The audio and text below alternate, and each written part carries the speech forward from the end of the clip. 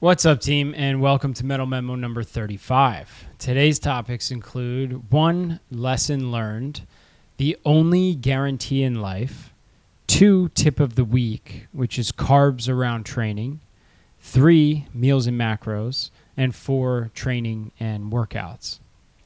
So let's kick it off. Part 1, lesson learned, the only guarantee you get in life. In a world where nothing is promised, jobs change, relationships shift, plans fall apart, there's one thing you could always count on. In fitness, effort equals results. It's a universal truth. You can't buy it, you can't shortcut it, you can't even fake it. You put in the work and the payoff will always show up. I've seen this play out in my own life. I've worked my ass off for certain opportunities in my own career just to have the goalpost moved last minute. No discussion, no heads up, just a no. I have had this happen with relationship end in a blink of an eye. Woke up with, I am, quote, no longer in love with you. I've had family members pass away too young of an age on something that was completely out of their control. And so I've recognized that progression in fitness is the only guarantee that I have in my life. I dedicate 4 months of training for a marathon. I will cross that finish line. Frankly, I even broke the times I was going for. It is a guarantee that if you stick with a plan, you follow that plan, the results in time will come. So much in life depends on luck, timing, or other people's decisions. But your body, it responds to you. If you lift consistently, you will get stronger. If you run regularly, your endurance will grow. If you fuel your body with better nutrition, you'll feel and perform better. It's not the instant gratification, but it's honest. It's dependable progress, the kind that you can measure and feel. So in fitness, your results are directly proportional to your commitment. So you skip the work, your progress stalls. You push yourself harder, you'll see change faster. Even small, consistent efforts like 20 minutes a day compound over time. If you skip the midnight snack every day for a month, you will see the change in your physique. I've watched a client change his eating from almonds to berries and lost 7 pounds in 4 weeks just by the small, consistent changes. What's even more powerful than the physical transformation is actually the mental shift. So when you realize that your body changes because of something that you did, you start to see yourself differently. You stop waiting for life to hand you that good fortune, and you start to create it yourself. The discipline you build in the gym or the track starts spilling over into your career, your relationships, your mindset. I know 100% that if I put my effort into my body, I will see change and growth. I know that. That's a fact. Knowing that my effort is what makes these changes creates excitement and momentum for me in other areas of my life. For me, fitness has become really my anchor. Training has taught me patience. That although it is a guarantee that I will get, quote, fit, I need to learn to be consistent and patient. I know I could rely on it to increase my endorphins and help alter my mood. I know that when I'm frustrated, I'm tired, I'm angry or sad, I can work out and it benefits my life. So here's the challenge. Give it your full effort for the next 30 days. No halfway commitment. No, quote, when I feel like it. Show up for yourself every day and watch how your body and mind respond. Fitness doesn't lie. It simply reflects what you put in. And that's a guarantee worth betting on. Part number 2, tip this week, carbs around your training. So below are 4 reasons why I suggest eating carbohydrates around your training. So 1, fuel for better workouts. Carbs are your body's main fuel for exercise. Eating them before training gives your muscles quick energy so you can push harder, lift heavier, or run faster. The harder you work, the more calories you burn, making fat loss relatively easier over time. Try training with eating carbs 30 to 45 minutes before your lift or your run or whatever, and see how you feel during that session. You will immediately notice a difference in your energy levels. Number 2, protecting muscle. When your body has enough carbs for fuel, it's less likely to break down muscle for energy. To maintain muscle, you need to be fuel proper and resistance train your muscles.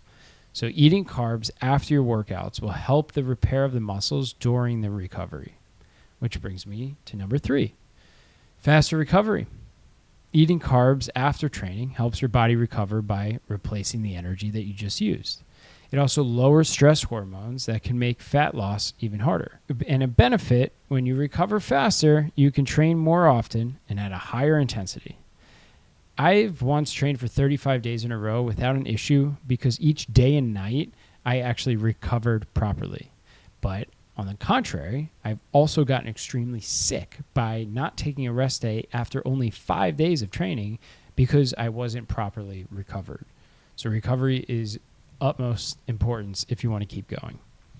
And lastly, number 4, smarter timing. So carbs don't stop fat loss if you eat them at the right time. By having most of your carbs before or after your workouts, your body uses them for fuel and recovery, as we talked about before, instead of storing them as fat. It's not just what you eat, but it's when you eat it. Speaking of, part 3, what I am eating. Below are some pictures and macros of food I enjoyed eating and cooking for the past week. So I know I had this in last newsletter. Well, we did it again. We did salmon with roasted tomatoes and rice. So approximate calories, 510, protein 37, fat 20, and net carbs 40 grams. The next one's like kind of one of my favorite dishes. It's sirloin steak, roasted carrots with maple syrup, and fried banana.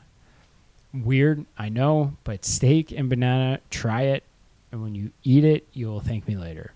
Approximate macros, calories 450, protein 35 grams, fat 5 grams, and net carbs are up at 60 grams because of that maple syrup. So use less maple syrup if you want less carbs. I wanted the carbs. And lastly is my go-to snack, which is non-fat Greek yogurt, blueberries, strawberries covered in honey. Super low cal, high in protein, and delicious. Calories 155, protein 14, fat 0, and net carbs 19. So how I am training. It's getting more interesting as the year goes on. So cardio, to help further build my engine, as I mentioned, I am now cycling on Sundays. So my overall week is structured like this. Monday, lower body, then run 5 to 6.5 miles with strides at the end. Tuesday, just upper body strength. Wednesday, an interval run or hill repeat run. Thursday, just lower body strength. Friday, upper body strength plus run 3 to 4 miles as an easy shakeout run. Saturday, long run 10 to 12 miles. And Sunday, 2 to 3 hours on the bike. So with running, I'm training for the CIM Marathon. That's on December 7th in Sacramento. It's supposed to be a fast course. My goal is to finish it strong, healthy, and fit, not necessarily try to PR, and then springboard that into the next marathon training block to go to London Marathon on April 27th. And that, my goal is sub 3. And depending on how fit I am, we will see if it's even lower than that. So anyway, running, I'm building back my speed in my long run. So I just started my first base block of marathon training. So I'm finally in marathon training. All this running that I've been doing is just building me up for a good base to bring me into marathon training. And frankly, we're still in a base block. So I have another 4 to 5 weeks before the hard marathon training, that 10 to 12 week marathon training mark starts. And that's when my mileage will ramp up and lifting will then drop to about 3 days. And that will most likely be a push-pull, legs split. It could be an upper-lower full body. We'll see when the time comes. So my hill repeats are now up to 2 minutes. So I started at 1 minute, 2 weeks later at 1:30, 2 weeks later at 1:45, and now I'm finally up to 2. And my interval sessions are broken down like this. So 15-minute warm-up, 8 by 90 seconds at zone 4 or 5 effort, which is about 5:55 to 6:15 minute per mile pace. and then a 15-minute cool down. So I've been enjoying all these runs on the weekends with my friends and even new friends. We've been actually hanging together during the run, and they're all faster than me, which is great because it helps me push to get faster and run longer. You're a little distracted because you're talking the whole time, so it's quite nice. My easy runs, especially the shakeout runs on Friday, are easy. I'm keeping the easy runs easy, the slow runs at conversational 8:45, 9-minute per mile pace, and just chill. This has guided me to feeling really great for my long run on Saturday, the following day. So lifting, the Summer Shred program is now ended after 16 weeks. The link is in here if you want to check it out. My lifting overall has suffered, so pay close attention. The more volume I've been putting on my legs and running, my lifts have suffered, and that's expected, and that's okay. I'm still smashing it at the gym, but no longer able to really add weight every week. Instead, this is taking about 2, sometimes 3 weeks before I can add another 5 pounds to the lift. So, for example, last week I hit 225 pounds on the bench for 4 reps. The week before that was 5 reps, and 2 months ago was 7 reps. So I'm losing strength in my chest, but that's okay. I obviously don't like to see that, but as long as I'm getting faster, which is the priority, and staying durable and strong, I'm happy. With the Summer Shred program now over, I'm still following the upper-lower rest split. I enjoy that. I'm still able to conquer that with the amount of running I'm doing. And when running goes up, my strength will go down. So I'm going to start a new program. So it's called the 2-4-7-3-6-5 program. So the everyday, all year round program. This will be the go-to everyday training broken into 4-week segments. This will be provided weekly to everyone who's a paid subscriber to the Mettle Club Substack. So and every week you'll get training for the 2-4-7-3-6-5 program. This program will focus on gaining muscle via progressive overload as our main focus over 4 weeks. Cardio sessions will be incorporated and some spicy workouts to keep it interesting, i.e. circuits. Below are all the training programs to get that I have out right now. So it's the 16-week shred, the 12-week hybrid athlete, 6-week circuit training, and a strength and aesthetics, which is a little bit more focused on lifting. Supplements, all my subs are from Transparent Labs, whey protein, creatine, HMB, and vitamin D3K2. Just don't sleep on it. Just buy it now. They came out with like a new butterscotch flavor, so I'm super excited to try that out. I also take ketones. I take 2 or 3 shots of ketones every day. I took one right before recording this video. I like the energy. It doesn't keep me up at night. It doesn't spike my cortisol levels. It doesn't give me the jitters. I really like it. It also has helped a lot with all my training.